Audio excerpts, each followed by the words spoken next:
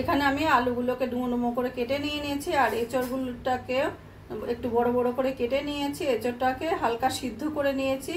এবার আমি এদিকে কড়াইতে তেল গরম বসিয়ে দিয়েছি। প্রথমে আমি আলুগুলোকে ভেজে নেব। আলুগুলোকে সোনালি করে ভেজে নিয়েছি। এবার আলুগুলোকে আমি তুলে রাখবো। এবার ওই তেলের মধ্যেই এঁচড়ের পিসগুলোকে ভেজে নেব।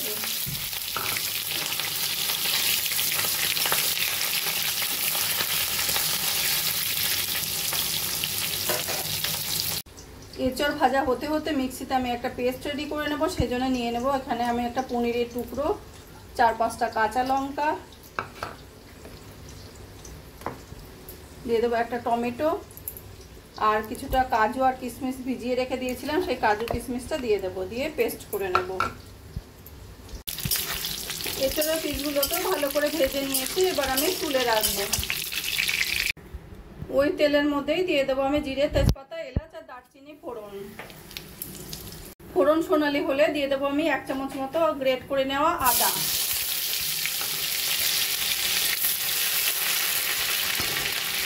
আদাটা একটু ভাজা ভাজা হলেই দিয়ে দেবো আমি মিক্সিতে যে পেস্টটা করে নিয়েছি, সেই পেস্টটা দিয়ে দেবো।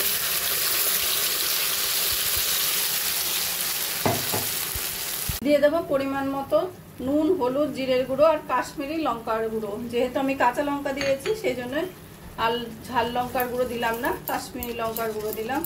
এবার ভালো করে মশলাটাকে আমি কষিয়ে নেব। লো ফ্লেমে মশলাটাকে 4-5 মিনিট মতো কষিয়ে নিয়েছি। বেশ সুন্দর তেল ছাড়া ছাড়া হয়ে গেছে। এবার আমি গ্যাসটা জোর দিয়ে একটু ভালো করে কষিয়ে নেব। বন্ধুরা, আমার রান্নাটা যদি ভালো লাগে প্লিজ লাইক করবেন আর কমেন্ট করে জানাবেন কেমন লাগলো। আর আমার চ্যানেল যদি নতুন হয়ে থাকেন সাবস্ক্রাইব করবেন প্লিজ। আর যদি ফেসবুক পেজ থেকে দেখেন ফলো করবেন প্লিজ। মশলাটা বেশ সুন্দর কষা কষা হয়ে গেছে আর সুন্দর একটা মিষ্টি গন্ধও বেরিয়েছে। এবার আমি দিয়ে দেবো মিক্সির বাটিটা ধুয়ে অল্প করে জল।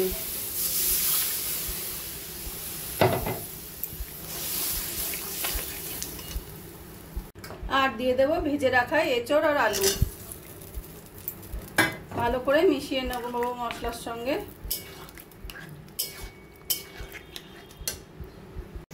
এবার একটা ঢাকা দিয়ে লো ফ্লেমে আমি রান্নাটা করে নেব। যতক্ষণ না এঁচড় আলুগুলো বেশ নরম না হচ্ছে ততক্ষণ রান্নাটা করে নেব। এঁচড় আমি ঢাকা দিয়ে 5-7 মিনিট মতো রান্না করে নিয়েছি। এবার আমি ঢাকাটা তুলে দেখে নেব। ওয়াও, এঁচড়টা দারুণ হয়েছে, মাখা মাখা হয়ে গেছে।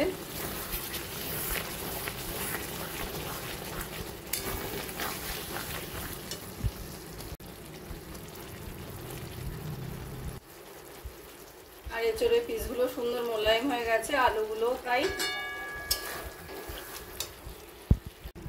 শেষে দিয়ে দেবো গরম মশলার গুঁড়ো আর 1 চামচ মতো ঘি। ঘি আর গরম মশলাটা ভালো করে মিশিয়ে নিয়ে গ্যাসটা বন্ধ করে দেব। ইউনিক স্টাইলের এঁচড় রান্নাটা আমার কমপ্লিট হয়ে গেছে। আমার এই রেসিপিটা যদি ভালো লাগে তোমরাও বাড়িতে বানিয়ে দেখতে পারো। গরম গরম লুচি, রুটি, পরোটা, পোলাও সবকিছু দিয়ে খেতে অসাধারণ লাগবে। আর কমেন্ট করে জানাবে কেমন লাগলো। প্লিজ লাইক, শেয়ার ও সাবস্ক্রাইব করবে। আর যদি ফেসবুক পেজ থেকে দেখো ফলো করে নিও প্লিজ।